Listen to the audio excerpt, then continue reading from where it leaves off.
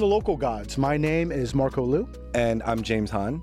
And today we have the very special honor of having Oliver Wang, professor, podcaster, museum exhibition director. Like, there's so many different things, but we have Oliver on the show. Hey. Woo! Thank you for having me. Pleasure to be here. It's a true pleasure for us to have you on the show. And in doing research, I've taken a few classes at Cal State Long Beach, so shout out to what is it? They call it the beach. The beach.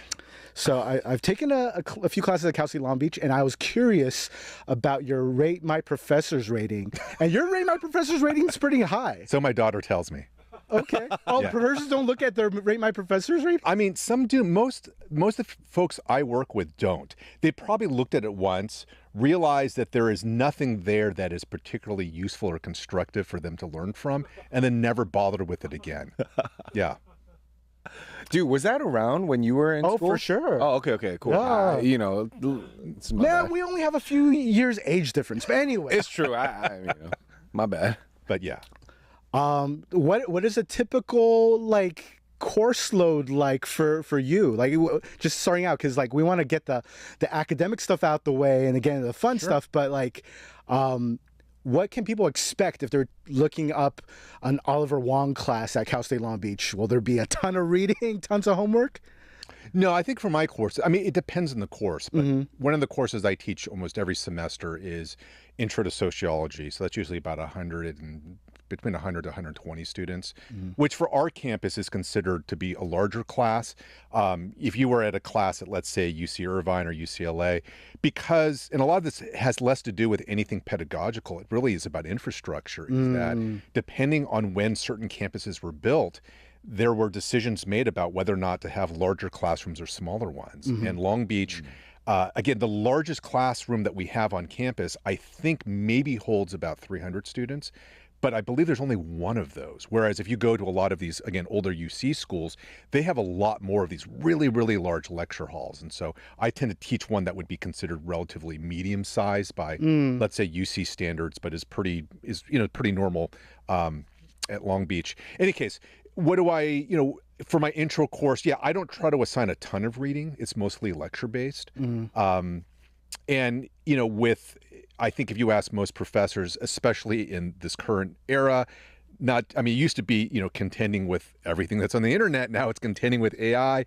So you'd have to be a bit light on your feet in terms of being able to pivot pedagogically in order to adjust to where your students are at, what are the modes in which they seem to learn best, in addition to how do you want to teach and how do you want to create assignments that get across the information that you want your students to learn. So it's hard for me to answer your question because it really depends on the course that I happen to be teaching in any given semester.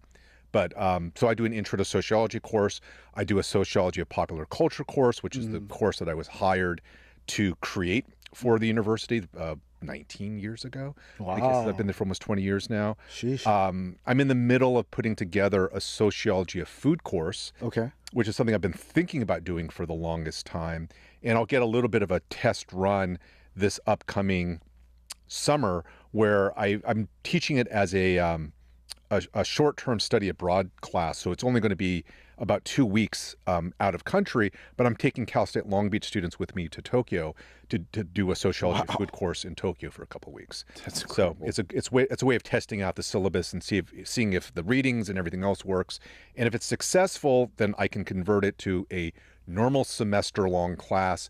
But also in the future, if I want to do it as an abroad class, it doesn't have to be in Tokyo. I could take kids to Taipei or to Seoul, anywhere where there is a distinct and robust food culture, which in Asia is pretty much anywhere. Major. Yeah, anywhere and everywhere. Right.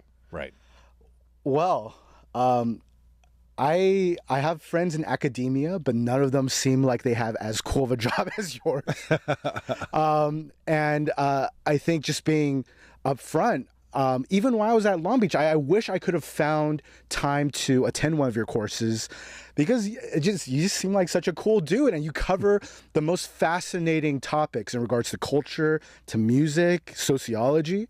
How did you find that particular niche in academia? Because I think on the one hand, a lot of Asian parents, well, depending on how much they know about academia, but some Asian parents will be like, oh, I love that my son or daughter is a professor. Yeah, not but mine. they wouldn't think, okay. Yeah. For sociology. Yeah. How did you stumble on your particular path? Oh, God. How much time do we have? So let's see. For the folks watching or listening who know anything about LA, and in particular know about like Asian American LA, I grew up in San Marino, which is out in the San Gabriel Valley. It is a very small Chinese Beverly Hills, some would say. I mean, I've heard that description over the years. It's a very small town. It's a very affluent town. It's a very conservative town. But one of the reasons why it drew a lot of Chinese and Taiwanese immigrants in the 1970s and 80s, and the 80s is when my family moved there when I was still about to start middle school, was because it has a very well-known and very well-regarded school district, right?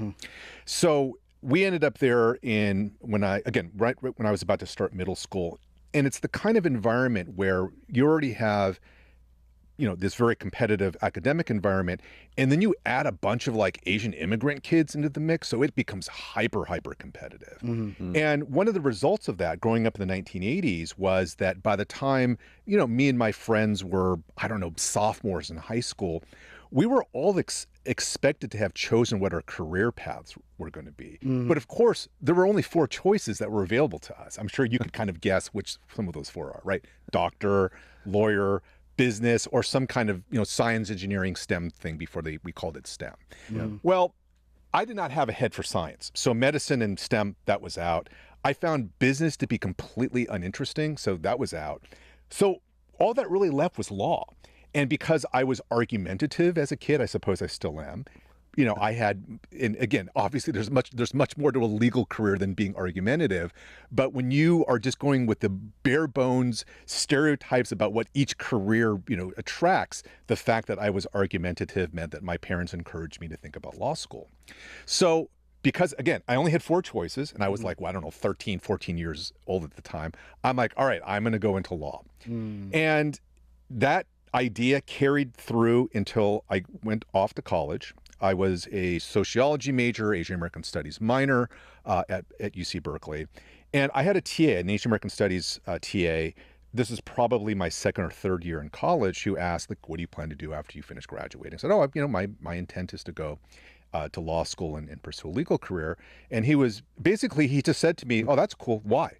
Like, all he wanted to know, what was my motivation for this? And in that moment, I realized, oh, I don't actually have one, except that when I was 14 years old, me and my friends all chose our careers based on one of 4 choices that were culturally acceptable to our families. That is not a reason to create a career. That's not a motivation at all. Fair. For a lot of people, it is, though. Well, sure. But meaning that it wasn't coming from any place internally. Like, there was no desire on my part that I wanted to do this. So that very simple question threw me for a tailspin, because I realized when the answer came back is, I don't really have a reason. Then the more I thought about it, I realized, I'm not actually that interested in pursuing a legal career. And so one of the things I knew at the time, because I had really phenomenal teachers in high school. I mean, whatever else about growing up in San Marino we could talk about, I will say I had great teachers. And so because of that, I had always had the ambition to want to teach at some point. And now that, the law future, law school, that was out the picture, so to say, I was thinking about what else is it that I want to do. And I thought, well, I have always wanted to teach. I really respect my college professors, especially coming out of Asian American Studies and sociology. So maybe I should go to grad school. I should pursue academia. Keeping in mind, I mean, there's some people for whom that is the career ambition they have. They know enough about the profession and the ins and outs of it to navigate it.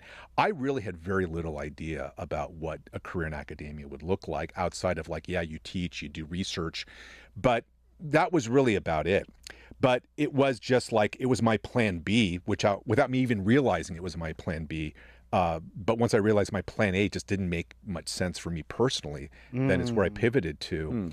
And I was very fortunate insofar as, I graduated with my PhD in the winter of 2004.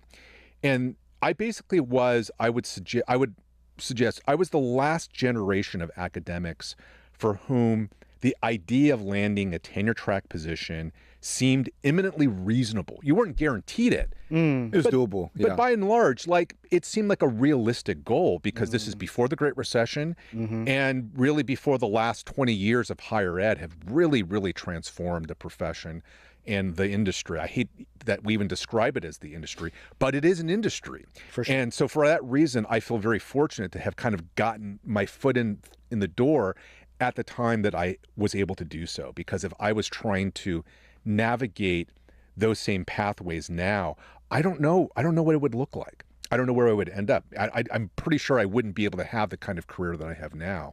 But I mean, it's impossible to say. But again, higher ed is very different than when I started. I started grad school in 1996. So it's been 30 years. Yeah. Wow. I mean, very gracious and humble answer, given your long history and accomplishments. But I think what really strikes me is you have a very natural ability to put things into context, which is super important given your work with music. Yeah. Like you've covered everything from Tribe Called Quest, De La Soul, Kendrick. Like it goes on and on and on. And especially like I come from a film background. James comes from a music background. Yeah. So we definitely wanted to, and I know you even do cinema. Right, or Yeah, you covered some cinema, and so in researching for this conversation, we both listened to the Gems podcast you did with Shams. Oh, okay, yeah. So we're gonna try and switch things up because it felt like you covered most of modern American music history. Yeah, that was a long convo. We did cover a lot in there. Yeah, it's a long convo, but as a quick aside, like I thought it was hilarious from an Asian filmmaking perspective that it seemed like it was his first time watching In the Mood for Love, which I'll say this on camera. If you go to a film school and you did not watch In the Mood for Love, you didn't go to a legit film school. You did not go to a legit film school because one of the most influential films for film students in the last 20 years is probably In the Mood for Love. Right? And everything you said about vibes, like the whole film is about vibes and historical context. And I remember being at a DGA event where Wang Kar-wai actually spoke, and he was saying that the key to the film is the rice cooker. Were you there for that event? Yeah. This was like maybe 2017, 2018. Yes, you're right. Yeah. I was at that same one. Yeah. If you remember, there was a question asked during the Q&A portion about his choice of music. So that was me because I was always because he is such. I mean, Wong Kar-wai has such a needle dropper's like mentality in terms of what he programs. The fact that he's had in 3 different movies multiple jukebox scenes. I mean, clearly music is something that's important to him as part of the kind of cinematic texture of his films. So that's one of the things I was dying to ask him is like, where does he get his music ideas from? You know. So, anyways, great question. Yeah. I figured we must have been in similar rooms at a certain point. Yeah. But shout out to Albert Chang for introducing us. Like, he's doing amazing stuff in regards to like digging the crates for old school Taiwanese films. Right. But as I'm giving James time to think about the deep music questions I'm sure he has, I have to ask a film question. Yeah, please. What is your favorite Wong Kar-wai film? And to give you some time to think about, because I know that's a well, maybe it's easier for you. It's easy, which it'd be Chungking Express. Okay. And I mean, In the Mood for Love would come in a very close second. Yes. But I think Chungking Express, it was both the first Wong Kar-wai film that I think for most of us we saw because it was the first one to really kind of cross over, if you will. And I mean, how are you going to go wrong with like young Tony Leung and, Faye, Takeshi Kaneshiro, the Bridget Lin in her last role. Yes, it's shot in in the city of darkness. Like, I mean, every part of that film, and the more you learn about the production, which I'm sure you know about, like the fact that it was kind of made on the shoestring budget, it wasn't even supposed to exist. He just had some downtime working on, I think it was at Ashes of Time, and he decided just to throw this together. And I do think it's not that everything that is exciting or interesting in music or film is created by accident. But I do love the ways in which some of the things that become these incredibly important and really treasured and beloved pieces of work don't necessarily come out of like deep intentionality. They come out of like right place, right time, but not because of extensive planning is they just sort of emerge out of the woodwork for the right constellation of things happen to coalesce. And to me, Chungking Express is like that. But it's pretty tough. I mean, I think In the Mood for Love, in terms of the mood, the vibes, what you're talking about, yeah, a greater artistic accomplishment in certain ways. But if I had to just sit down and like rewatch one of his films, it's going to be Chungking Express. I don't know if you know the story, but it was shared to me by one of my mentors, British Hong Kong director named Puchi Leung. He said that, and my favorite Wong Kar-wai film is actually Ashes of Time. Okay. Because Ashes of Time, if you know anything about the wuxia genre, it flips the entire wuxia genre on its head. Right. And I've seen a Redux version. So the Redux version is my favorite. I've heard that the original version drags a bit, but the Redux version is such a poignant and like meta breakdown of, you know, all the themes of the wuxia genre, chivalry, being like a lone wanderer, all those different things, and like just done to the nth level. And so to me, it's like brilliant. Yeah. But the story that was shared to me was that Chungking Express was literally done with a gun, like practically literally to Wong Kar-wai's head, because he was taking so long and he was spending so much money making Ashes of Time that back in those days, the Hong Kong film industry was essentially funded by mob money. Right. Right. And so one of the financiers was like, if you don't give us something within a certain amount of time, you know what's happening to you, right?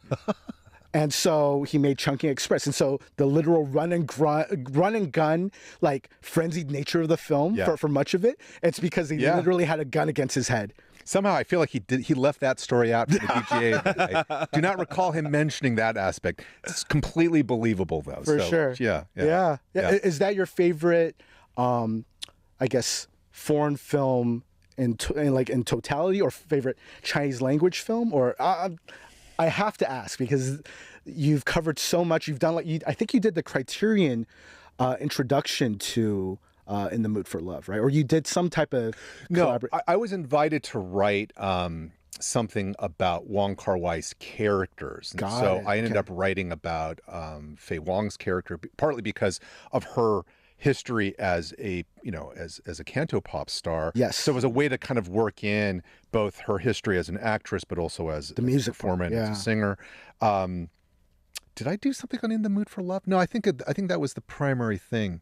Though, and I swear to God, this is not me trying to flex. I sort of forget what I write about because there's so much. Yeah. No, that makes sense. I feel like I want to see. Did I do it? No, I mean, I've done other things for the Criterion Channel's website, but I think that was the only thing that I ever wrote that was specifically about a Wong Kar-wai film. Got it. I did write the liner notes for the Criterion release of Chan is Missing, and as you and I were talking about prior to us taping, so my t-shirt, which I very purposely wore for today, is a deep cut because this t-shirt appears in Chan is Missing, which, as I was telling you before, as someone who has watched more Asian American film than I care to remember, and I used to teach the class on Asian American film and video at UC Berkeley when I was in grad school. I mean, Chan is Missing is, I think, it's my favorite Asian American film, and I really think in a lot of ways, even though it was really considered like the first from 1982, it's probably held up as the best Asian American film ever made. And that's not to disparage the 40 plus years of films that have come out since then. Yeah. But I mean, Wayne Wong kind of nailed it out the park from like jump, you know? Yeah. Talk about digging in the crates, because I think for most people, that whether you're from the Asian American studies world, you're from the cinema world, you're a filmmaker, Chan is Missing is kind of like, it's like the Yeti. It's like we've heard of it, but I don't know if we've ever actually seen it. Right. I mean, and so it's now not hard I to feel find, man. It's not hard to find. Let's go to Criterion Channel. They got it there. I'll need to track it down, man. We'll watch it together. Yeah. I mean, that'll be the our thing next is, project. the thing to keep in mind with it is, I was just thinking about how you were saying how Ashes of Time is kind of this meta wuxia film, right? You know, I was going to joke it's kind of like the Unforgiven of like kung fu films. Right? Yes. Very good comp. Yeah. Chan is Missing is not quite. I mean, it's meta in the sense that it's definitely playing off of a lot of different genres, especially the mystery genre, the noir genre, Asian American documentaries from the 1970s genre. Wow. So there's a lot of like meta textuality there.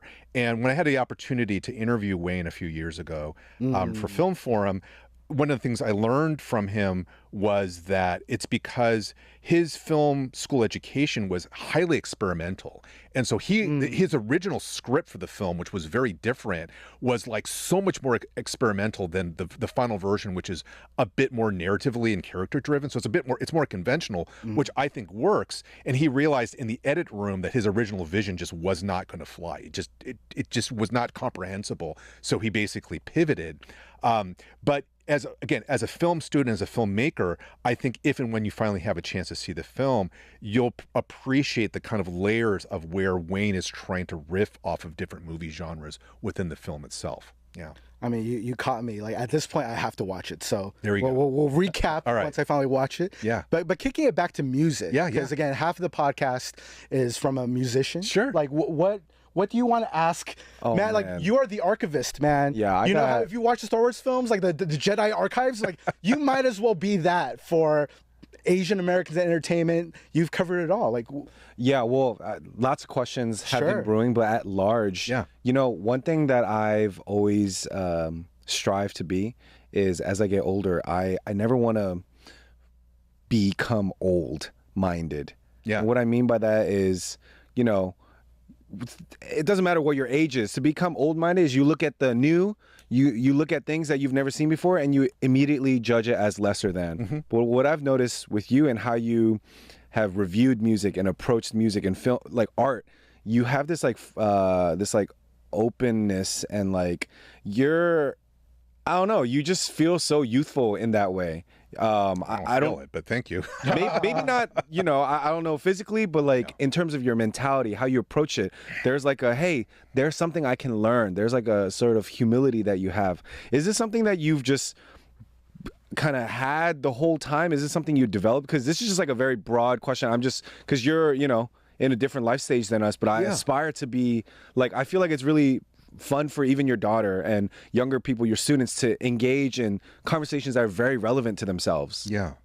Well, I mean, I appreciate that. I'll answer your question in a second. I will say that, and I'm in my early mid 50s at this point. And the thing about aging, and this is not a particularly new or insightful observation, but I feel it is, you never really, when you, again, I'm assuming you're probably in your early 30s, something ballpark. Correct. So when I was your age, I imagine that people in their 50s were on some whole other level, and that it would be something that once I got to that stage, I'll have this whole different perspective.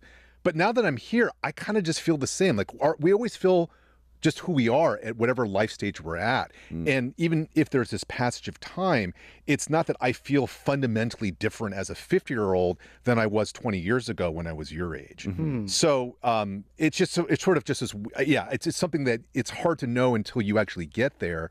But 10 years from now, you'll probably look back and be like, well, I feel more or less the same, even though I'm sure 10 years of experience, you'll be different in some way or form. But in any case, to answer your question, I mean, one of the things that I've gotten used to saying in more recent years is, as someone who has a long background in both journalism and in academia, is one of the great privileges that I have is that I get to be professionally curious, which is to say that anything that I might be interested in, it doesn't have to just be like a hobby or something that I do on the side. If I want to, I can make that the focus of whatever that I do as a writer or as a scholar. And so I'm empowered to basically chase those things that I'm curious about. And so I think the humility part of it is, number one, I mean, the more you learn, the more you realize what you don't know. I think those two things come hand in hand. Is the acquisition of knowledge is also the acknowledgement of what you're ignorant about, because you wouldn't have anything new to learn if you know it all. And for me, I'm always reminding myself that as much as I might know about whatever fill in the blank topic it is, there's going to be people who have forgotten about those things more than I'm ever going to learn. And so my goal is simply just to keep myself curious, to not assume that I know everything there is to know about something, and to let my curiosity guide where it is that, you know, I want to go. Wow. I do think part of this, you know, and not to get like super like, you know, Asian American family melodramatic about it, but I do think that growing up in the kind of environment that I did, and I'm sure this is, you know, something that either of you might resonate with, or the people listening or watching this right now, is you know, your immigrant parents, you know, they want their kids to succeed, right? And I'm square quotes very deliberate here in a very conventional way. It's not really about, you know, cultural acquisition, except to the degree in which that helps move up the class ladder, all those things. So that's the environment that I certainly grew up in. And because I didn't like that expectation, I really chafed against it. What I ended up doing was, and not purposefully, but looking back now, I realized is because I wasn't doing what it is that I was expected to do. And because I caught flack for that. I mean, it's not like my parents are unhappy with the fact that I ended up becoming a college professor, but it's not the vision that, like, you know, my mom had. Yeah. And Right, it was actually very difficult for her to accept that I was not going to go to law school or become an attorney. I mean, not to get like way deep in putting like my business out there, but like it really affected our relationship that in 30 plus years later, it's never really reconciled past. I mean, we get along, but it was like the original like break that we've never really healed from. So all of which is to say that I think me chafing against the idea that there are things that I was supposed to do, but then there's these other things that I want to do. I just doubled down on the things that I want to do. So that the idea of my curiosity leading me was not simply just I'm a naturally curious person. Maybe I am, but I do think that there was something important for my own sense of identity and my own sense of who is it that I want to be, where it was important to me that I have the opportunity, that I create the opportunities to be able to pursue those things that really interested me. And the formative thing that was life-changing in that regard was basically like my introduction to hip hop when I was a teenager in the 1980s. Because between that, on the one hand, on just a visceral sonic level, like, wow, whatever this is, it sounds amazing. I just want whatever I listen to, I want it to sound like this thing. You take that and then you add in going to college in the early 1990s. You think about the politics of hip hop in the 80s and 90s and the so-called golden era. And then taking Asian American studies, African American studies, sociology classes, my kind of political and my social political awakening and intellectual awakening was, it both coincided with my interest and love of hip hop, but hip hop was driving those things too, because what I was listening to in the music from your Public Enemies and your, you know, Boogie Down Productions, whoever else, this was all your Ice Cubes. Right. These things, I could resonate and relate to these things based on what I was reading and learning in class. And, you know, I was in college during, you know, the LA Rebellion of 1992. And so you imagine like this confluence of all of these things happening around me. You know, I was very much driven and inspired to want to just go deeper into these worlds, learn what I can, and make this the focus of what I would do eventually as a writer, as a DJ, as a scholar, you know, so forth and so on. But it really, again, this is a super long-winded way of answering your question. I think a lot of it does come back to if I grew up in an environment where my interests were not really well supported or encouraged, then my response to that was to triple down on, well, then that's where I'm going. Yeah. And that motivation has propelled the last, you know, 30, at this point, like close to 40 years of my life. Yeah. People don't chase, if you don't chase that desire, you'll go years working a job or doing something that gives you no satisfaction, that might just suck your life away. So that's encouraging to hear, because I feel like I've been spending the past 10 years of my life chasing the things that I really desire, even though my environment and support systems and things around me were saying otherwise. So that's very encouraging for me. I mean, I think the difference here, right, is that you are trying to be an artist and a performer. And that world, to navigate that, I mean, there's so much more uncertainty there. I mean, and again, as I was saying agree, earlier, but people don't really say that, because I don't think anyone that I know would really acknowledge it to be so. Right, because if you were choosing things based on what are the odds of my success, then you wouldn't bother with this to begin with. It's not about the odds, it's about what motivates you. What I would say in my case, I ended up choosing things in which I was just going to have a relatively easier time than the kind of risks that you're taking, because I never tried to be an artist. I wasn't trying to be a performer. As a journalist and as a scholar, at least back in the 1990s and 2000s, when the infrastructure for these things was a bit more stable than they are now, more robust. It was it was just it was an easier set of routes for me to be able to pursue, even though, was I still making, I was still taking chances in the sense that my PhD dissertation was about Filipino-American mobile DJs. That is not a topic that most grad programs would look at and be like, oh yeah, that's something that you should turn into a dissertation. But it's what it's what interested me. And I can't complain because it's worked out. But again, I feel like I had a more conventional route relative to someone who, again, trying to perform in I feel like, I don't know if you have anything on top of that, but I have something that would be very interesting to talk. Well, I definitely want to like segue, because this gets into a whole other aspect of your career, and I think that's what makes it like really fascinating from I would use the term layperson's perspective, because a lot of people, they'll know your work through your music reviews of like some of the best, most classic albums of our lifetime, but you have this whole other like more cultural, sociological focus in your career, where knowing your dissertation, was that the foundation for Legion of Boom? Yeah. Right? Like, because you literally wrote a book about that subject matter of like Filipinos doing the damn thing. Yeah. And then definitely, like, we'd be remiss if we didn't talk about Cruising J-Town. Sure. Yeah. But I wanted to like leave some space for what you wanted to get into. Well, I guess I think it's going to be like a longer conversation probably outside of this. Yeah. Just like my own personal musings. But I think Oliver could understand, like, my stint in Atlanta was so confusing for me, because I truly felt like I was an outsider when I was making music that was straight from my heart, using hip hop, I guess, or the art form was hip hop, but for a lot of people around me, I was just merely a novelty, or some people might even say I was culture vulturing, and so that's something I don't know how much you've been accused of this, or if people even said that about you with all your journalism and reporting over the years. But I'm just curious, like, what your relationship to hip hop is. I mean, I think these days, right? I mean, as someone who I started listening in earnest really since I think 1989, at the time that 3 Feet High and Rising by De La Soul was like my gateway. Wow. Though I was introduced to hip hop a couple of years prior to that.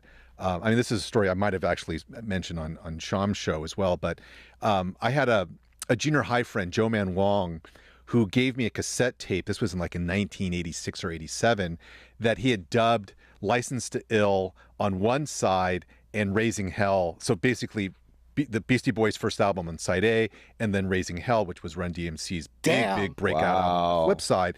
And I mean, I loved that dub so much that I just, I basically wore the tape down, going back and forth on both sides. But because I was young and I didn't really understand much about music at the time, I didn't realize that what I was listening to was like a genre of music. And therefore, if I wanted to find other stuff that sounded like these two groups, I could go out and find it. I had no conception of that. So it really wasn't until 89 where I was listening to, so for those of you who are from LA, K-Rock, 106.7 FM. Classic. They are LA's modern rock station. They've been that way since at least the 1970s. I grew up listening to K-Rock in the 1980s. And because De La Soul was considered an alternative hip-hop act at the time, in terms of how Tommy Boy was marketing them, K-Rock played De La Soul. What? Oh, I mean, didn't know K-Rock that. played different hip-hop songs. That is so wild, cool. because like I have to interject at this point, because growing up in the 90s and 2000s, like, we were super used to hearing Beastie Boys, right? And then maybe from a more crass, like, pedestrian level, it's like, oh, well, they're playing Beastie Boys because they're white rappers, right? And then Sublime. Like Sublime, but like Sublime, honestly, I take special pride in Sublime, because I think all of LA might have gotten a little bit of Sublime, but Long Beach and Orange County definitely got Sublime. Those are our anthems. Santeria. Like, all that stuff is like, it's very near and dear to the hearts of OC and Long Beach folks. Yeah. So to hear De La Soul being played on K-Rock, like, my mind is blown. I mean, they used to play, and I know this because I would call in to request it. Is they really liked White Lines by Grandmaster Melly Mel. Wow, that was a song that you would hear on K Rock, usually pretty late at night. Jeez. But they would program hip hop on occasion, and they used to play De La Soul, and specifically they played. It wasn't Me, Myself, and I. They played Three's the Magic Number. Was my introduction to it. Wow. And so because of that, I decided to go out and I went to, I believe it was Moby Disc, which was a record store. It's long gone now, but it used to be on the east side of Pasadena. And picked up 3 Feet High and Rising cassette tape. I think I still have the cassette tape back at the house. And that was sort of like, okay, whatever I listened to from here on out, I want it to be this. You know, I started to listen to K-Day back when it was still on an AM station. And this was right before it got sold and kind of went away for a while before it got brought back. I started reading magazines like The Source. So I really was just trying to absorb hip hop in whatever way that I had relatively easy access to, being, you know, radio and being magazines. But moving up to the Bay Area for college in 1990 is I landed right around the time that the Wake Up Show with King Tech and Sway was launched, I think in 90 or 91 on KMEL in San Francisco. So I used to listen to that show all the time. And then when I went into college radio by the fall of 1991, there was a whole slew of college radio DJs that all had hip hop shows that I was plugging into as well. So I got really, you know, my education really a lot of ways came through listening to hip hop radio in particular, in addition to like your rap pages, your sources, and whatever else that I could kind of get my hands on and read about and learn about. And then I would go out to shows as well, but I was never really that into going to live shows. I still am not to this day. And a lot of it was back in the 90s, in the early 90s. Hip hop shows, live shows were whack, man. Like the sound wasn't great. the venues were usually, because no one was doing stadium tours at the time. And a lot of performers weren't really particularly great performers. It's still kind of exactly. Not much has changed. The biggest entertainment for those type of, especially radio, like kind of compilation shows was if a fight broke out because the wrong colors were worn or wrong sets were showing up. Like that was probably the most entertaining aspect of those shows. Right. So, sorry, all of which is to say that, you know, for me, my interest in hip hop, I think it came very organically in the sense that it was what was around me growing up. And then I made it a point to like intentionally like dig deeper into that world. Now, I think if I'd grown up on the East Coast, I think me being Chinese American or Asian American entering that world in that era might have been treated with a bit more skepticism. But I think being in the Bay Area, it was a great environment. Because that's what I hear. Bay, you know, then and now, well, I haven't lived there in 20 years, so I can't really speak for now, but at least back then, I mean, it was such like this kind of multi-culti space. And because the Bay is not New York and it's not Los Angeles in the sense that you don't have the same level of spotlights and attention put on it. I mean, it's significant, certainly, but it's just kind of far enough outside that it's kind of allowed to kind of do its own thing. And by extension, the people who come up in those scenes, we all kind of got to do our own thing without feeling like there was a ton of politics or judgment happening. So that it felt, in hindsight, I think it felt like a very safe space as an Asian American to get interested in hip hop. Whereas if I'd grown up in, let's say, New York or Boston or back east, I think it would have been a different set of situations where people would have, again, viewed me with greater skepticism. So I'm almost positive there are people out there who have probably said that someone like me is a bit of a culture vulture at some point. But I didn't grow up around that. You know, no one was calling me out for it, so to say. And partly because I also, you know, again, I don't feel like humility or humbleness wasn't like an intentional part of it, but I don't really feel like I was trying to put myself out there like some kind of big shot within this world. Like I just respected all like the people who were just doing bigger and better things and just trying to get in where I could fit in on the side of it. So I think that probably helped as well. But then, and the last thing I'll say too on this is, you know, the road was made easier because there were already people in that spaces like Jeff Chang, who's a good friend and a longtime mentor, Jeff Mao from Ego Trip. You know, there were any number of other people, whether they were writers or DJs, etc., that had already been out there. And so I looked up to them. They were the reasons I realized, oh, well, if they can do this, that must mean this is possible for me as well. But I wasn't a pioneer in the space. I give them that credit. They made the road a little bit easier for everyone who followed. I don't normally compliment the Bay Area. I'm a very SoCal guy. I know. Yeah, I emphasize it a lot on this podcast, but tip of the hat, to NorCal culture, because like our first show we had Sung Kang and Lyrics Born on. Oh yeah, right. Yeah, and then we're actually hopefully getting Jeff Chang on the podcast as well. Yeah. And if you're familiar with Berkeley, which I believe you did your undergrad as well as your graduate studies there. Yeah, long time. So Berkeley in the 90s was a magical time because you had Jeff Chang, you had you. Maxine Hong-Kingston was a professor there. One of my professors, Viet Thanh Nguyen, he won a Pulitzer. And like was at Berkeley back he was at Berkeley too. Yeah. John Cho was in the theater program. Like, we were classmates for a semester at Berkeley together. Wow. See, this was a magical time for the Asian American movement.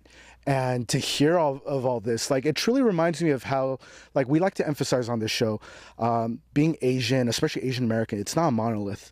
Depending on where you grew up and what your experience is, you may have a completely different view on what it is to be Asian or Asian American. Right. And I think that's honestly, like, to tie it back to what James is saying, it makes it a little frustrating and even hurtful when people, they dig at Asians for being culture vultures of Black culture and all that, because like James has a very intimate connection to that. But even for me, like growing up in the Latino and Viet side of OC, like I was not worried about white adjacency. I was worried about Black adjacency. We listened to DMX like in school, and that was the thing. And I think observing how these larger cultural trends affect people, like it makes what you do like so vital. Because as you were saying, like from an immigrant parent perspective, they're worried about survival. They want to make sure that, whether they're fleeing war or famine or just limited economic opportunities to come to this country, they want their kids to succeed. And success often, regardless of culture, comes at it's a monetary thing. It's a social thing. But I think what is often missing for a lot of Asian immigrant cultures and families in America is that the social aspect is so important. The metacultural aspect is so important. That's why, like for me, I'll often say this, especially as an Asian male, if you're not into professional sports, whether playing or watching professional sports, it's very difficult to acculturate in America, because what are you going to talk about at the what was it? Water cooler. The water cooler, the thing they used to have back in the olden days. Like smoke breaks. What would you talk about? But the only thing you could talk about besides that would be movies, TV shows, and music. Right. So I think we're your like ideal audience here, because like we sit at the edge of our seats to learn about all the things you're uncovering in regards to music and culture and all of that. I mean, which is the same thing, again, I was doing with the people that were more experienced and more accomplished. I was sitting at their feet too, just being like, okay, what are they going to write about? What are they going to talk about? It's a pity that podcasting wasn't really a thing back, in the 90s. I mean, we had radio shows, which would have been kind of the equivalent, but I could just imagine like the quality of conversations and insights that would have emerged if we'd been able to tap into the people that were doing this work, back then. I mean, God, I feel so freaking old saying it, framing it like that, but it has been like 30 years, like it's been a minute. So as much as it pains me to acknowledge this, it's like, it's been, that was an era ago, it was a generation ago. So, sure. Yeah. What about even, I don't know how much time we have left, but like, one thing as a lover of hip hop that I've observed, especially the Black community being able to see hip hop flourishing and be an industry where it seems like a lot of people support each other, try to bring themselves up, have some sort of like almost, maybe not as much anymore nowadays, but I feel like there is something lacking being an Asian American artist in the hip hop world. I always wanted some sort of infrastructure or some sort of mentorship or some sort of lineage to refer to, follow through. For example, right now, Tyler the Creator often will pay a lot of homage to like Pharrell for who he mentored him. He has Pharrell's whole discography to credit and be inspired by. But Pharrell, he also has his inspirations. Right. And then you have, back to soul records, and you have this kind of hip hop lineage or music lineage. Yeah. And for me, I've felt like a musical orphan for so many years. And I just am curious if you think it's even possible to have some sort of lineage being who I am, or am I just a flash in the pan? I mean, I think there is a lineage. If we're saying, have there been artists in the past? Absolutely. I mean, one of the first, if either of you are familiar with Joe Bataan, like he is a half African American, half Filipino, Latin soul star from the 1960s, but in kind of like the second act of his career, he had it wasn't a big hit in the US, it was a big hit globally as a single in 1979 called Rappo Clappo. It came out just like weeks or maybe at most months after Rapper's Delight blew up. Wow. Oh, wow. But that became like a global early hip hop hit by like a half Filipino a music star. Sheesh. And so you can find traces of Asian Americans in hip hop since basically practically day one. Yeah. But that's not quite so. There's a lineage in terms of, if we're saying, are there people that came before? Absolutely. Right, for sure. But is there like a kind of what I would describe as a cultural infrastructure? No, not anywhere to the same degree. I think there have been blips of that. I mean, I remember writing about this back when Far East movement blew up with like a G6. Yeah. That feels like that Right. came out like a gazillion years Crazy. ago. Yeah. But like, It's been a while. they came out of like a scene in Koreatown that was mostly all of these small venues that would just host open mic events. Yeah. And so I felt like that was very organic in the sense that when you create these opportunities to give people places to perform, you are establishing, right, the makings of a scene, the makings of a community that in theory can help support people across many years. I think at the time we thought that Far East movement would be, the culmination of like, what did this K-Town scene in the 90s and early 2000s create? I don't think it really, I mean, there wasn't really anything beyond them though. And I do think that, at least with Asian Americans, we're still kind of waiting for like that breakout, person. I don't even know if that has to be the way it goes about. Agreed. But yeah. nonetheless, like a G6, the success of that aside, we have yet to have that kind of artist that really just establishes sort of like, we're here, even though we've been here. Yes. Yeah. Yes. So I mean, I've always through many, many, many years, I've always been, waiting to see who might emerge.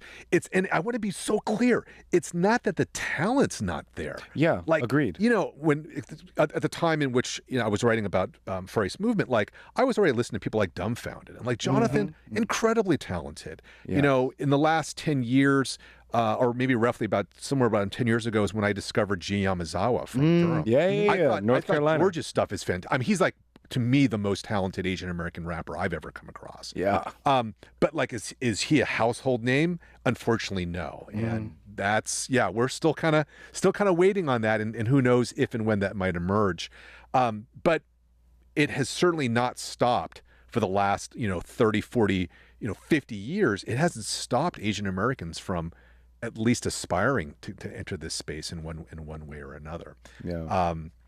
But the thing about, and not to get too far afield here, but I always find kind of like accusations or debates about appropriation, especially in this realm, to be really curious, because to me, if Asian Americans are somehow like exploiting a culture that isn't theirs, and again, what does exploit mean here? We apparently haven't been very good at it. Yeah. I mean, I know, right? It's one thing if you want to talk about, let's say, the Beastie Boys or Vanilla Ice or, Eminem. But the reason we even talk about those folks is because they became tremendously successful. Did they benefit from their whiteness? Yeah, I'm sure they did. Well, we don't have any Asian American hip hop superstars. Yeah. So clearly us being Asian American, we didn't, what are we exploiting? Like people disregard us. They treat us like gimmicks. Yeah. So I don't really understand if I mean, again, are there some artists who act in ways that are problematic? I'm sure there are. But by and large, the Asian Americans that I've met through the many years who are interested in becoming hip hop performers and artists and all these things, it's like Everyone's doing it out of a genuine love for the art and culture. They're not trying to pass themselves off as anyone that they're not.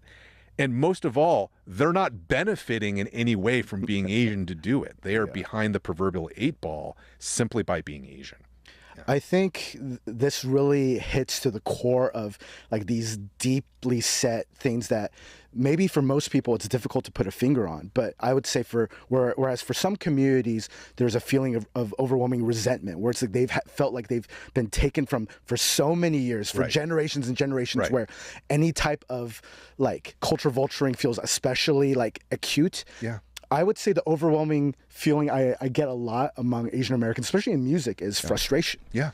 Because it's often like a moving target. For instance, something that we've observed in just the stuff that we've put out there is that every once in a while we'll get people pointing the finger at K-pop and saying, Asians stole from the Black community. Oh, yeah. Right? And it's almost like a very strange thing to deal with because those are Asians, not Asian Americans. Right. And there's so much interchange because there's so many like top producers, American Black producers going to Korea to make millions. Sure. Developing that. Yeah. And there are Asian Americans that participate in that. But it's like, chicken or the egg, like what is the intent behind it? And, like it's not a one-to-one comparison. And I think as someone in both criticism and academics, you are like uniquely in a place where you can kind of, I don't know, play referee, but you can at least like point out, well, this happened then and that happened here, and hopefully like pull us back from the brink a little bit. Do you feel like you're often in that position? No, not necessarily. I mean, again, I'm very aware of how these debates play out. Yeah. But I wouldn't say that I'm in the mix as a referee. What I will say is I think one of the most useful things that I've heard about, this issue, especially around appropriation, is it's this like, it's DEE. It's an acronym that I think was created by, or this idea was created by a trans activist, which is around, so the D is denigrate, E, there's two E's, so it's DEE, right? Denigrate, erase, or exploit. So, because cultures borrow from each other all the time. That is the nature. Yeah. Right. Wu-Tang's a great example, right? It is the nature of every culture that has ever existed, that has come into contact with any other culture, they will borrow from each other. So, if we're going to say that any act of borrowing is problematic, well, then every culture on the planet is problematic. So the DE point is the difference between like what is considered to be respectful borrowing as opposed to problematic borrowing is, does it denigrate? So in other words, if you are, and we can just use hip hop as an example, if someone who is not Black or brown decides to start making hip hop but doing it in a way that is like shitting on Black people or brown people, okay, that's denigration. That's a problem. Exploitation would be where you get to benefit from something in a way that the people who, the creators, don't get to benefit from because of, in this case, it would be around racism. All right, we understand what exploitation looks like. And then erasure would be, what does the young people say? Like Columbusing. It's pretending as if you're erasing the role that the pioneers and the people who actually, the architects, if you erase their contributions, okay, that's erasure. But like, for the most part, if you were to apply like this DEE framework to like most people who are not Black or brown, who have entered into hip hop, they're not denigrating, they're not erasing, and they're not exploiting. So then to me, it's just, this is a case of people participating in a culture who's, at least from my perspective, and again, this is not specific to hip hop, it just happens to be what we're talking about here. Like hip hop's ethos to me has always been one that it's inclusionary, right? It's not where you're from, it's where you're at, right? Yeah. Shout out to the God Rock him, but like that is really speaking about how come here, you be respectful, right? You acknowledge that you're in someone else's house, but once you do that, like you're allowed to like participate and perform to the best of your abilities because that's what hip hop wants. It wants people performing at the best of their abilities. Their ethnic or racial background shouldn't be particularly relevant to that, especially if they're not denigrating, erasing, or exploiting the culture or the people that created this stuff. So that's kind of my approach to it. And again, I think using that framework, you can point out the differences between, okay, that feels kind of fucked up, as opposed to like, what other people are doing, like, I don't see what the problem is. If the only thing that you're saying is, well, it's because they're Asian. They're using like chord structures that were popular in like black music or gospel tradition or R&B or old funk. Like people would say arbitrary things like that. Right. And it's like chord progressions, literally anybody can use them. Yeah. So to call one particularly, only associated with black music is sometimes feels kind of silly. Yeah. I mean, like I said, I think about this a lot through the lens of food in particular. Some who, I love eating and I like writing about food and studying it. It's, whenever people talk about like, so there's a couple of A words that I just get so exhausted about. Appropriation's one of them. The other one is authenticity, of course, which is such a meaningless term. Really, what people are, I think, when people are talking about, especially in food, when they're talking about authenticity, really what they're trying to say is traditional. Yes. In other words, if you say, oh, that banh mi is not, it's not authentic, what you're saying, it's not made in the way that I'm used to. Yes. And tradition is fine.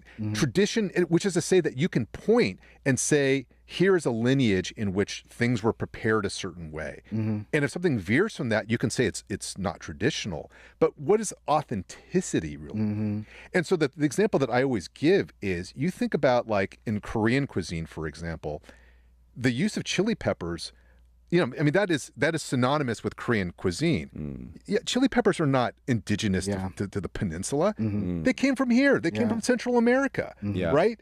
And so it was really thanks to colonialism and imperial trade that these ingredients make their way around the world and then get adopted. But would you call gamjatang inauthentic because it uses ingredients that are not indigenous to Korea? No, people wouldn't say that. But those were borrowed ingredients. They were appropriated from some other place in the world and then transformed the cuisine in which they take place. And I think in many examples, this is how culture functions.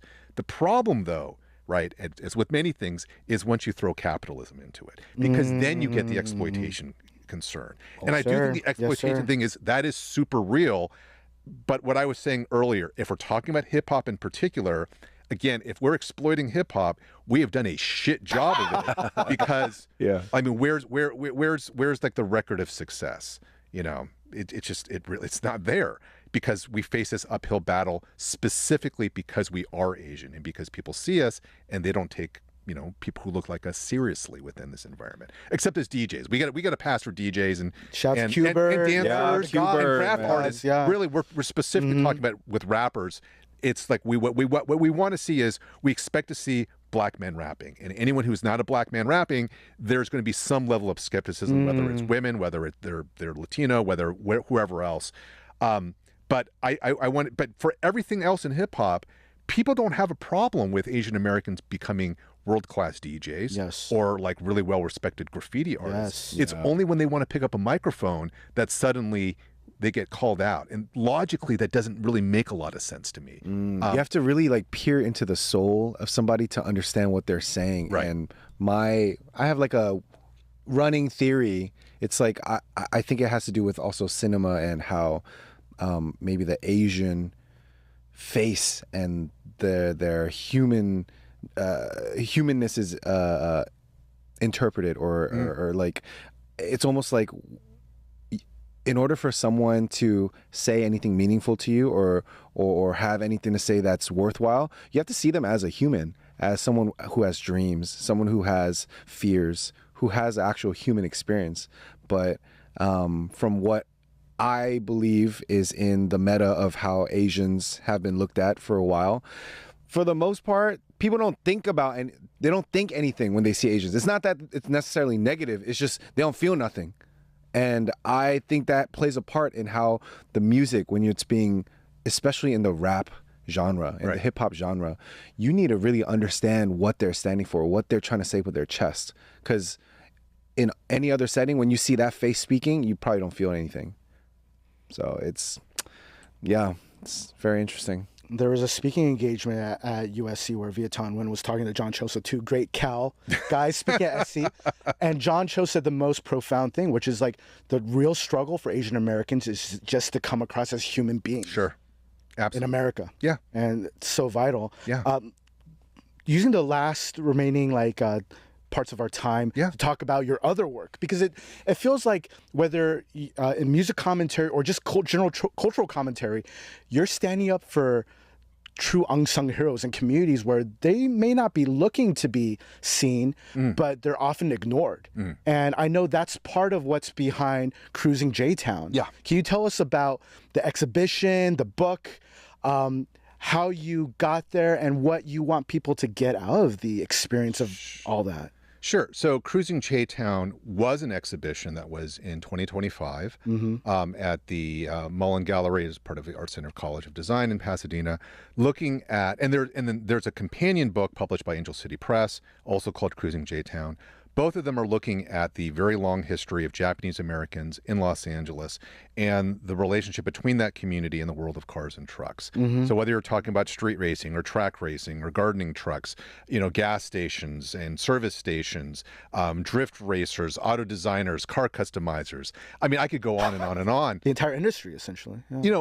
What I was interested in looking at through this project was what have been the ways in which, in particular, the Japanese American community in Southern California, how have they been shaped by car culture in LA going back well over 100 years, and how in turn have they shaped different car scenes in LA. So you think about the import car scene, sure. that does not exist if not for decades and generations of Japanese Americans JDM. laying down the groundwork for that to emerge. But it's not just about the import scene, because like I said, I mean, the earliest stories we tell in the exhibition in the book, they go back to like the 1910s. So, I mean, because car culture in LA is over 100 years old, and certainly the JA community in LA, their roots go back here well over a century as well. Yeah. And what got me interested in this is not that I'm a car person. I mean, that's one of the great ironies. I'm really not a car person at all. But because I grew up in LA in the 1980s in the SGV, when I was a teenager, I would see these, young people out in their lowered Hondas and Integras with tinted windows and the HKS decals on the side. And they were all driven by people who looked like us. Yeah. So when I went off to college and I started taking Asian American Studies classes, I just kind of assumed, perhaps naively, that this is like lived examples of Asian American culture. Like, we are leading this movement. And so if we're learning about Asian American artists and filmmakers and authors, etc., surely we're going to get around to talking about Asian American car stuff, because this is something that, again, our community is living out in the streets as we speak. I was wrong. It was not a topic of great interest to people. I mean, there were a few things that came out mostly in the 2000s. I mean, 3 articles I can point to, 3 academic articles that came out in the 2000s that was about the import scene. And then like kind of radio silence from there on out. People in the auto journalism world wrote about it, but not in academia. And as someone who, I identify as an Asian Americanist, I was transformed by Asian American studies. I love Asian American studies, but I'm also well aware of its blind spots, especially as a pop culture scholar who comes out of that discipline, because unlike in African American studies and Chicano Latino studies, where pop culture is much more central, in Asian AM, we're really on the margins. Yeah. And so the car stuff, after like literally decades went by, and there was not yet a single book about Asian Americans in cars. And I'm not trying to say this to pat myself on the back, but the Cruising J-Town book is the first book ever to be published about Asian Americans in cars. And it was published last year. Why did it take until 2025 for someone to write a book about Asian Americans in cars? There's like 20 Fast and Furious movies. Yeah. Like, there hasn't I know, been a right? book about Right. that culture. Right. Crazy. And so that was my big impetus to wanting, when I had the opportunity to work on this as a museum exhibition and then produce the book alongside of it, it really came out of this feeling like, well, somebody should do this. Yeah. And, I've told this story a bunch of times, but I always want to give credit where credit is due. So if you're familiar with Hua Su, speaking of Pulitzer writers, so, and speaking of Berkeley cats, right? So Hua and I, we were friends back in Berkeley back in the 1990s. And that we met when he was an undergrad and I was in graduate school there. And Hua and I have been, he's one of my closest friends. We talk almost every day through IM basically, right? And so this was like in the summer of 2016. we're texting back and forth on IM, and I'm like, man, I can't believe it's 2016 and there still isn't a book about Asian Americans in cars. And Hua's reply to me was, dude, you've been complaining about this for 20 years. You have made your career as a journalist and as a scholar around studying and writing about Asian American pop culture. If you really feel so strongly that someone should do this project, why don't you just go out and do it? Like, you seem kind of qualified for it. I'm like, well, that's kind of a fair point. And the main reason it never really occurred to me to do it is because I'm not a car person. Yeah. When I was working on Legions of Boom, or when I was working on the dissertation that became Legions of Boom, I was already a music journalist. I was a DJ. So I had met people like Q-Bert and Apollo and Mike and all these other guys, Shortcut, because I was just in the Bay Area, in the scene. I could relate to them in a more personal way because, I mean, I wasn't anywhere near as good of a DJ as they were, but we all were in that same environment. I didn't grow up in car environments. I was not part of car scenes. So it didn't feel like my space or my set of stories to tell.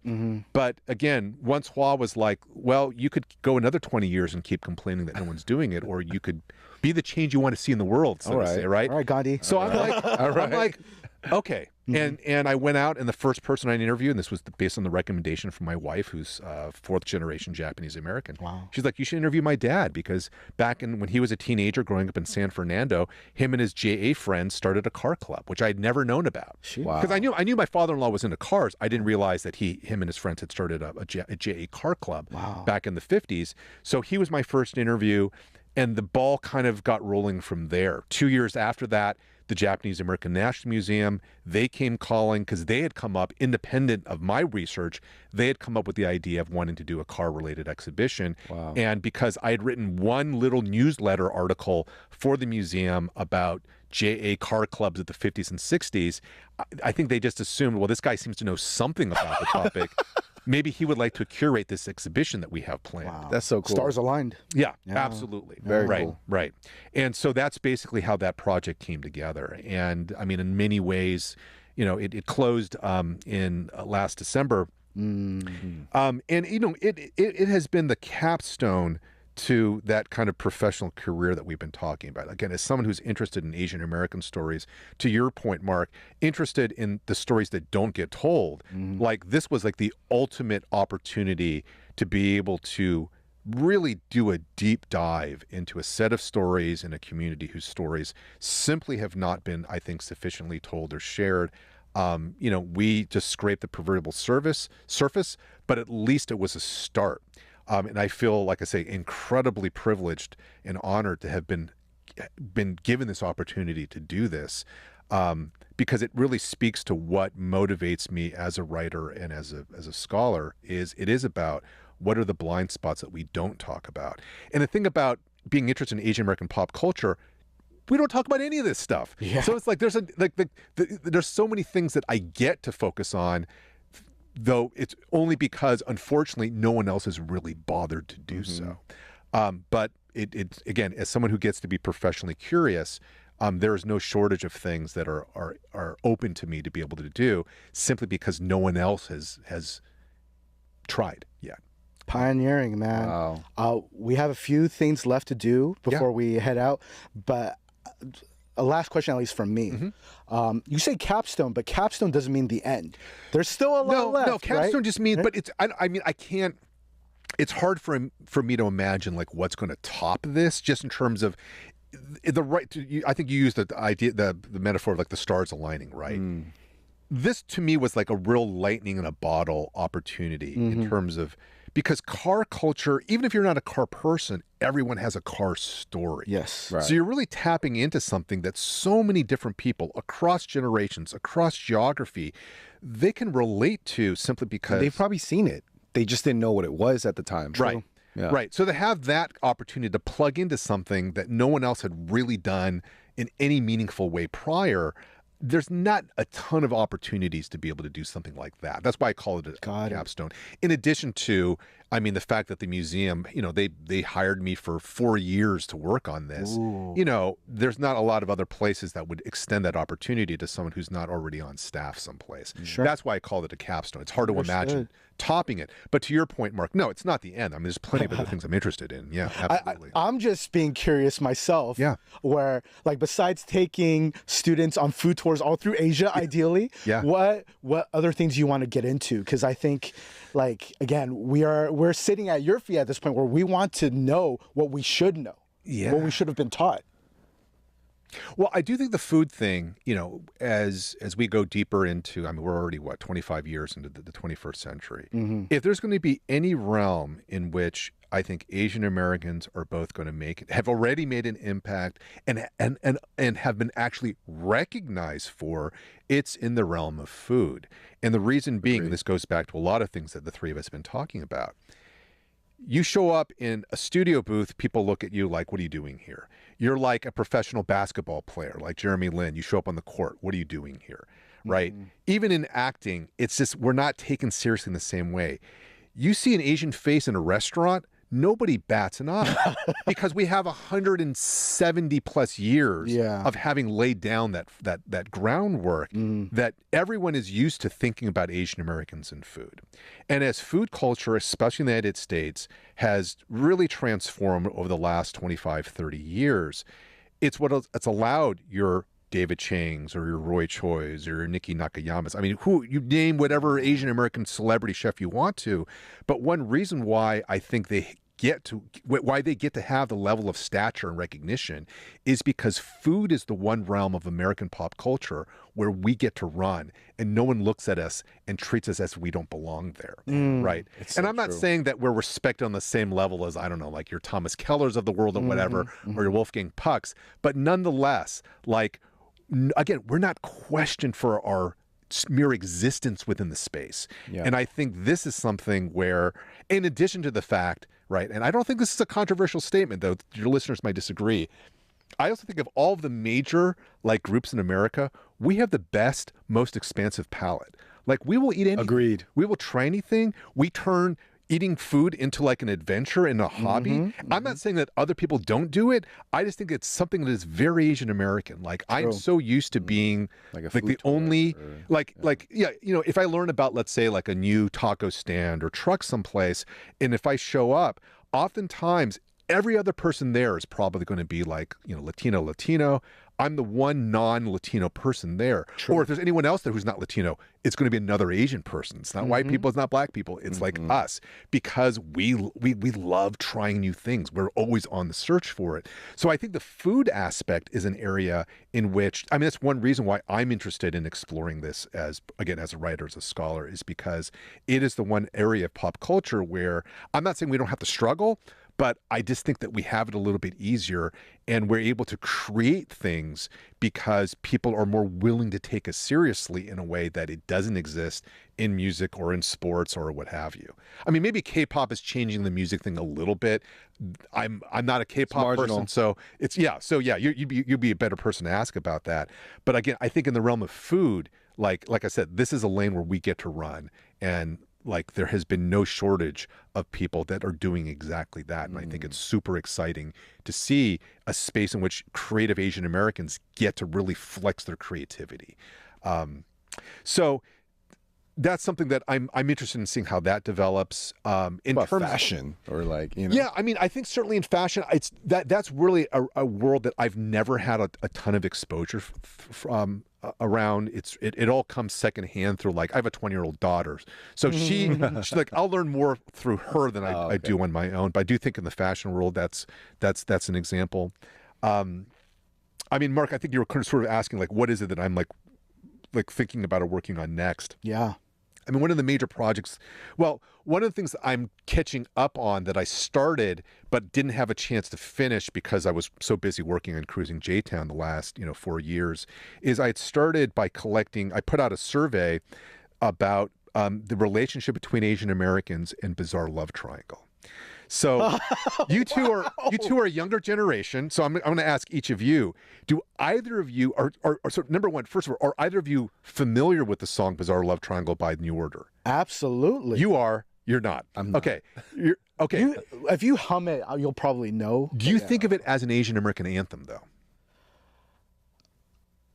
I can. Okay, Like, but it's intuitively, believable. that's not what you. I mean, Not 'cause necessarily, You're not a Gen Xer, but for Gen Xers of a certain age, and depending on where you grew up geographically, Bizarre Love Triangle was kind of the unofficial Asian. Well, I'll be very specific. It was the unofficial Asian American Gen X anthem, even though New Order. Not remotely Asian American at all. Not at all. But it was a phenomenon that it wasn't just me. Many people that I all knew, that we all grew up together, we're all Gen Xers.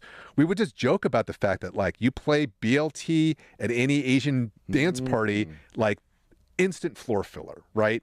It's the equivalent of like playing a Prince song, right? Or like Michael Jackson or something. And we're in like a lot of people, I would start asking my friends, it's like, why Bizarre Love Triangle? And so over the years, and I've had multiple friends write about this in, for different publications about trying to muse about what is it about Bizarre Love Triangle. And a couple of years ago, I needed a paper topic for a conference I was going to present on. Okay. And I thought about how, we have all of these theories about the relationship between Asian Americans and specifically Gen Xers and Bizarre Love Triangle. But what's lacking? Data. No one's collected data on this. And I'm like, well, I'm not really a quant guy, but I know how to put together a basic survey. And so with the help of Phil Yu, Angry Asian Man, Phil circulated, he put it on his website. I got back like 1,000 responses, which for a survey is really, really good. And all of which is to say, I collected the data, I presented on it, I haven't written it up. So that's one of the first things I want to get done in 2026 is I want to finally write up the bizarre, I call it the Bizarre Love Theories paper, but it's to try to explain why Bizarre Love Triangle and why with this particular generation of Asian Americans does this song have that kind of resonance. I mean, it honestly makes so much sense. The key changes, there are acoustic versions, there's sped up versions, slow down versions, like there are EDM versions of it, there are multilingual versions of it. Wow. Yeah. So amazing. The other new project I'm starting this year is, and again, it goes back to what are the blind spots? And I was having a conversation with a good friend of mine, Aaron Nin, who's an Asian American Studies professor at UC Santa Barbara. I'm Chinese American. She's Vietnamese American. We are both married to Yonsei spouses, so fourth generation JA spouses. And so we were kind of joking around about what it's like being married to these Yonseis. And at one point I kind of turned to her and said, hey, Aaron, you probably know better than me because I don't keep up with a lot of Asian American studies stuff these days. Has there been a lot written about families like ours, which are these inter-ethnic Asian American families? And she's like, I don't really think so. And so we did a very basic digging around and realized, there has not been a ton written about our kinds of family structures. Most of what exists are all about interracial families. And I mean, that makes sense. Interracial Asian American families are a very big part of the community. But the interethnic ones, we're a really significant and growing part of the population, in addition to just existing historically, because there have been people who've intermarried Asian-wise in the U.S. going back well over 100 years. But somehow, and I don't know why this is the case, I shouldn't say no one, because there have been a few people.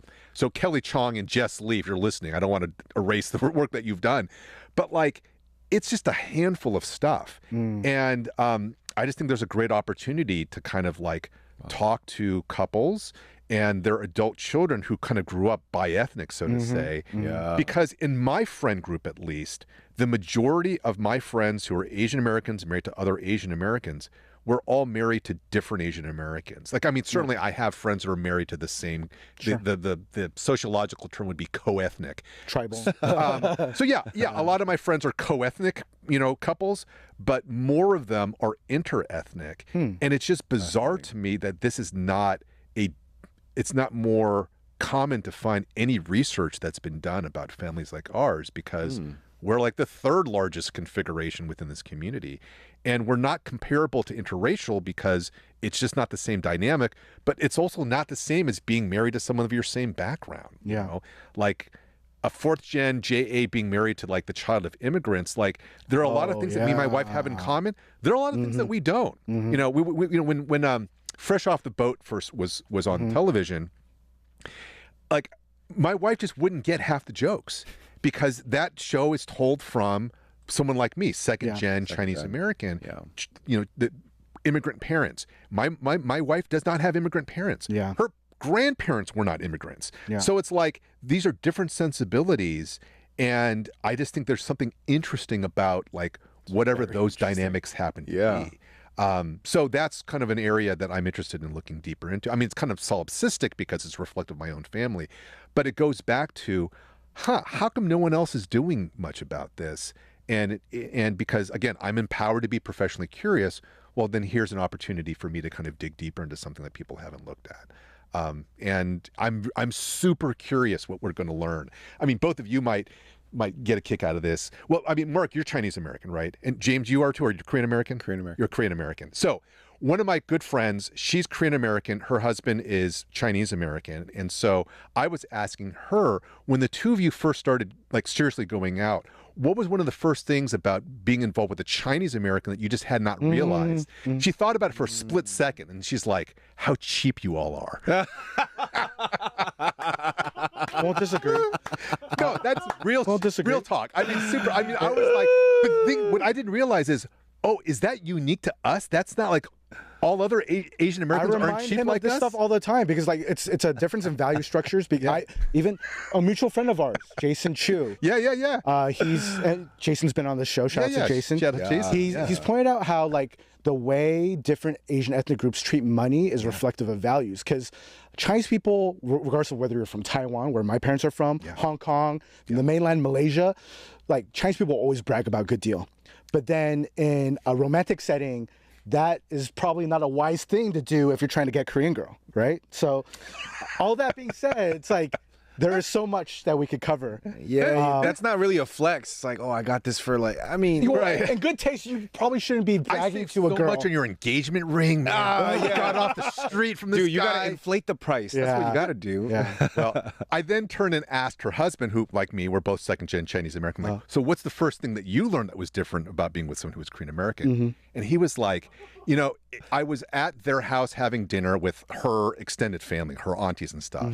And the very fact that all I did was I bussed my own dishes and took it to the kitchen, they already thought that I was like the best Korean boyfriend toxic ever. masculinity. Yeah, because I preach about Because that they're all the always time. the Korean men are just sitting at the table, the patriarchy, getting served. right? So the fact that like I he remind deigned- this guy about that all the time. Right, But anyway. right. Which again, I had. The thing is, I had not realized. Apparently, I don't have enough Korean American friends. I didn't realize of that particular difference either. And so these are. I mean, we're all laughing about these things because they are funny to a certain extent. But I do think it really speaks to the ways in which, again, you have all of these couples, like millions of us that are out there, that you're bringing together two different cultures, and just because we kind of look the same doesn't mean that we are the same. And whatever those dynamics of difference are, I'm just super fascinated to know what they are. And that just it's super relevant. People. It's relevant to all of the relationships, friendships we have. It's very cool. Yeah, because odds are our kids, the odds that they're going to marry someone else who's Asian but a different Asian are like pretty high, you know? Yeah.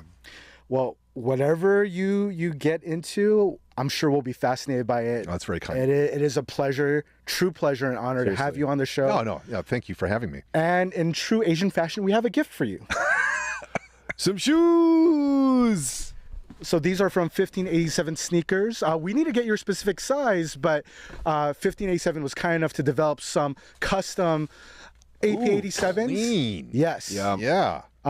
So these are all white Italian leather, Italian made sneakers from 1587 Sneakers. That I'm going to get dirty like instantly. Hey, all man, good. great. It's worn in. Yes. So what is the significance of 1587? 1587 is supposedly the first year that Asians were documented to be in the Americas. I personally believe that year was 1421, but we can talk about that later. Wait, sorry. You think it's when? 1421.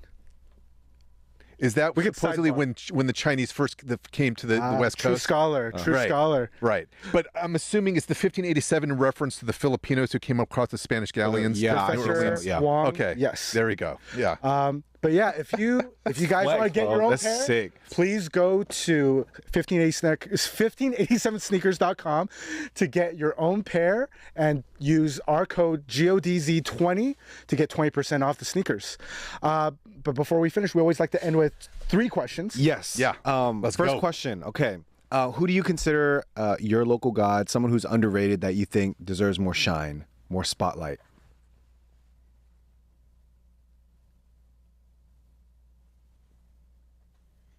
God, that's hard to choose from. It could be a professional peer. It could be someone that you know, someone you Yeah, covered. no. I mean, I'm just kind of going through the mental Rolodex of like. Rolodex is one of my favorite words. I don't know. It's like, I'm dating myself with that. I mean, is it kind of corny to say my wife? Like, Oh, I mean, it's just she's sweet answer. she's well. I mean, she's been. So my wife is a former art major turned graphic designer turned archivist turned consultant. Wow. And like at every phase of her career, and she's had to pivot. Like she's changed careers like 2 or 3 times at this point, and has really always managed to I think do really, really great work and basically betting on herself and making these transitions. Whereas for me, I basically, once I made the decision as an undergraduate that I was going to, go into academia, I never really had a super viable plan B. Like my only plan B is I would have probably tried to go into music writing full time, which if you know anything about music writing in 2026, like that's a disaster. Like there's no way you can make a reasonable living doing that. And I think the fact that she's managed to pivot and really, really, I think do such exceptionally great work in all of the fields that she's entered into. I just have a lot of admiration and respect for her, again, betting on herself and taking those chances, because if academia had not panned out for me for whatever reason, I have zero idea what I'd be doing, except for maybe panicking or what have you. Yeah. So I don't know. I mean, like I said, maybe that's a little bit nepotistic to kind of to plug her. But her name's Sharon Mazzotta. She's a archival and librarian consultant. She does a lot of work in the arts world because that's always been part of her background. She's been an art critic for over 20 years. So that's one person who comes to mind in terms of, again, flying a little bit below the radar, if you will, because she's not like a household name. Yeah. But that's one of the people who comes to mind in terms of people I really, really I admire her hustle and just her ability to pivot. So shout out to Sharon. Yeah. Second question: what's your favorite restaurant in the whole world? And what's your order? Yeah. Oh man, I hate these questions.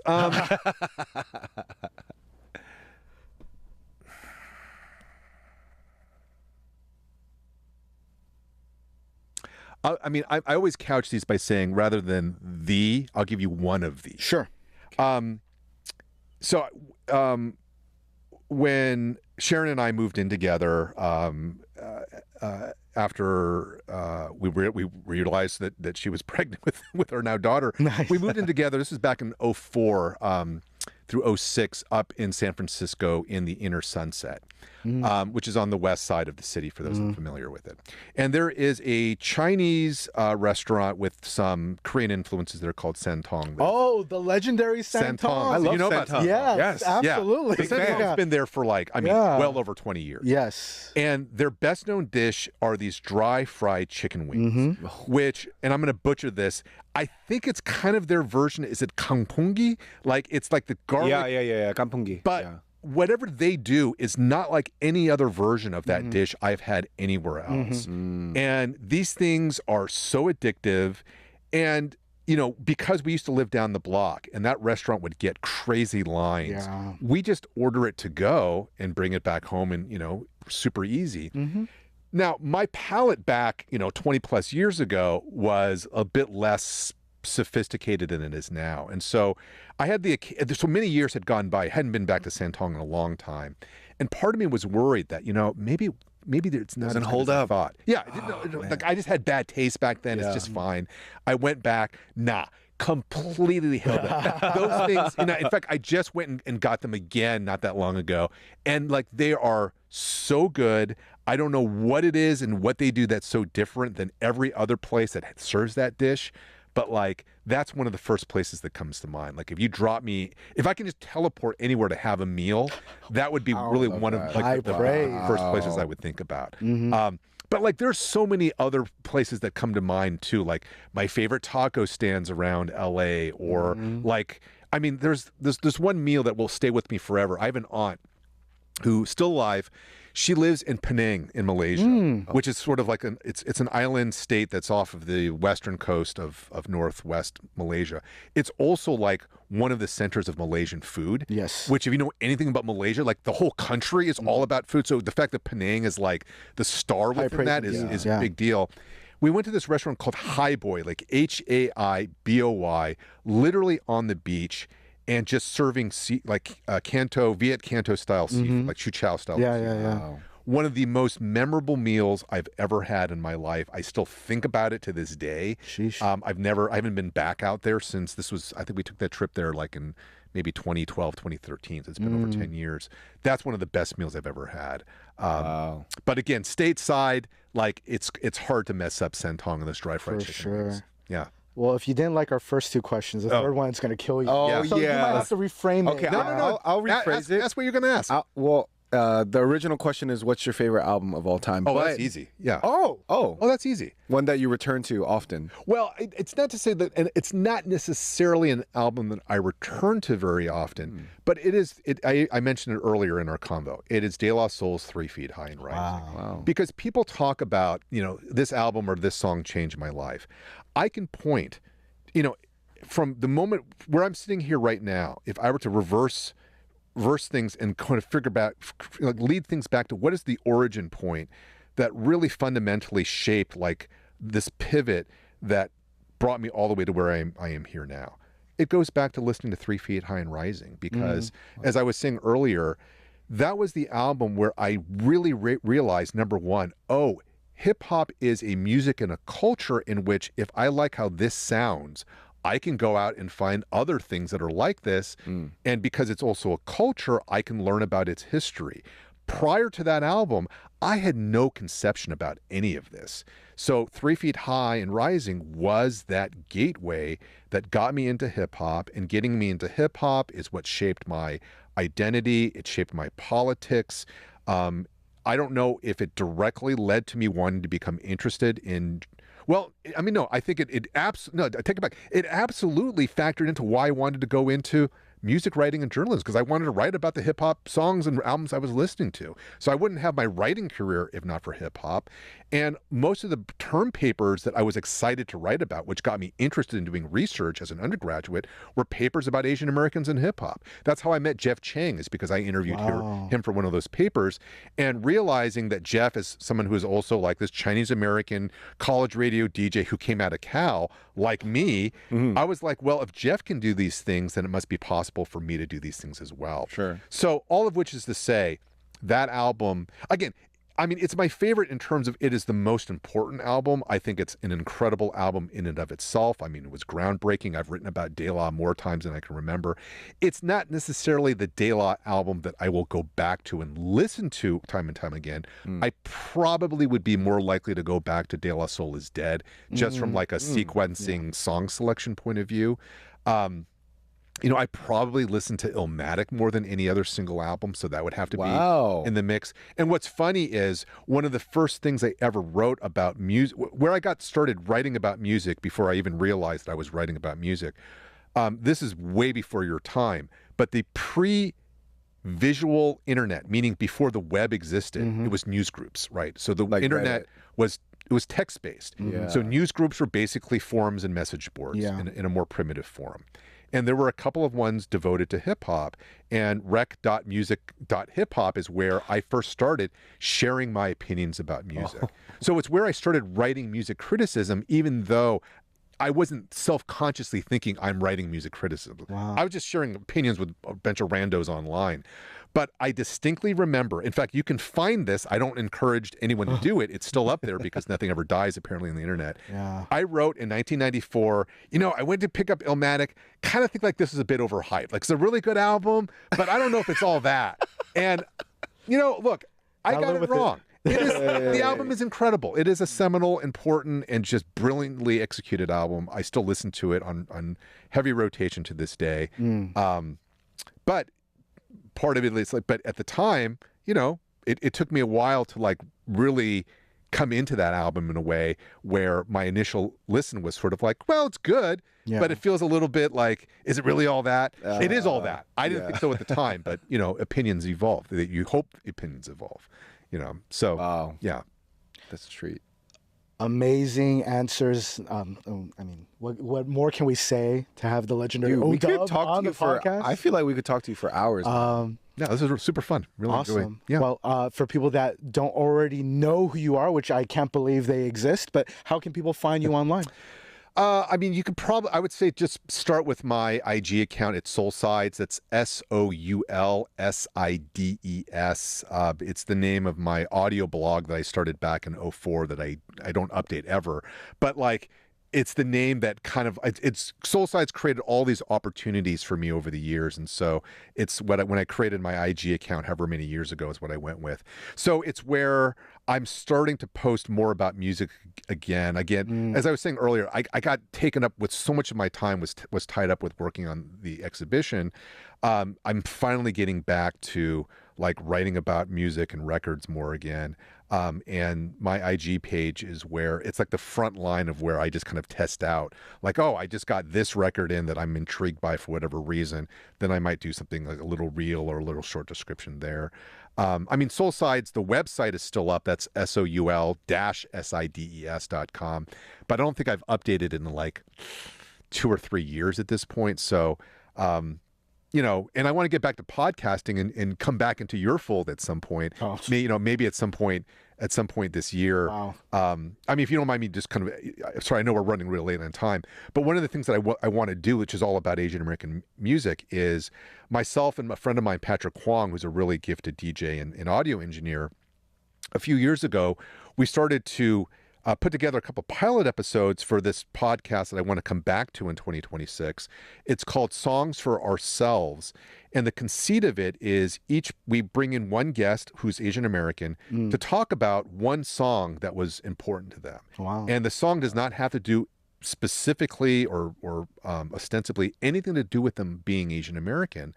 But because I'm assuming this is true for both of you, we all kind of grew up listening to music that was made by people, like the music that we loved was not made by people who look like us. For sure. There's not enough Asian Americans out there for the reasons we've already talked about. Yeah. So we grow up having deep relationships to like other people's music, but that doesn't make those relationships any less significant. And there's something that you can learn about people based on what their listening habits are. So the idea behind this is to bring someone on to talk about like, it doesn't have to be your favorite song of all time, but a song that is just meaningful to you, and let's learn about why.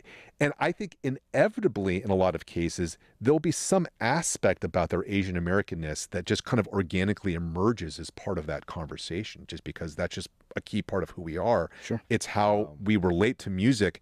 Whether we are consciously aware of it, it is tied to some degree about who we are, where we grew up, our family, our friends, all those things that are part of being Asian American that isn't necessarily so like, you know, conventional, like, oh, this spoke to my identity aspect. No, it's because of whatever, fill in the blank. But I do think that you can learn a lot about someone, again, through what is it they listen to. And to me, this is a way of getting to how Asian Americans relate to music by directly asking people, like, what is the song that, like, whether it changed your life or it's a song that you still listen to today. It's why? true. Yeah, like You know, why why? are so many Asians like listening to Keshi or Daniel Caesar, or why are these like, yeah, there's a lot there. Yeah. Just be prepared if half the people say Bizarre Love Triangle, I guess, right? Right. Right. We might have to say, like, you can choose any song except for Bizarre Love Triangle. You know. Oliver Wang, it's been an honor and a pleasure having you on the podcast. Oh, it's my pleasure as well. Thank you so much. And yeah, if you like what we're doing here on Local Gods, and I don't know, we might not be doing it for too long. I know, dude. But if you like what we're doing, find us on YouTube, on Spotify, on Apple Music Podcasts, on Instagram, on TikTok. And yeah, we'll see y'all soon. Peace.